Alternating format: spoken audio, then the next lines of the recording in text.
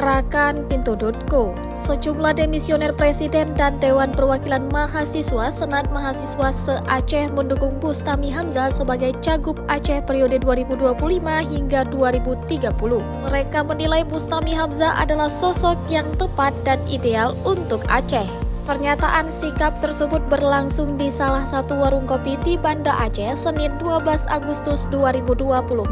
Perwakilan dari demisioner Presma YIN Lok Sumawe, Bukhari mengatakan Bustami Hamzah memiliki pengalaman panjang dalam birokrasi yang membuatnya mampu mengelola pemerintahan dengan baik.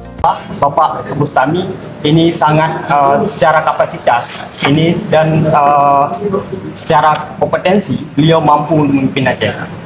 Karena beliau sudah menjabat di Sekda dan saat ini menjabat sebagai PJ Gubernur. Dan beliau pernah saat ini menjadi sebagai birokrasi Aceh. Sementara itu perwakilan lainnya demisioner Presma UIN Araniri Banda Aceh, Ilham Rizky mengatakan selama Bustami Hamzah menjabat sebagai PJ Gubernur Aceh banyak prestasi oleh Provinsi Aceh saat ini. Hari ini berdasarkan diskusi bersama teman-teman, kita menetapkan hati untuk mendukung Pak Bus sebagai calon gubernur dan insya Allah kita berharap Pak Bus menang.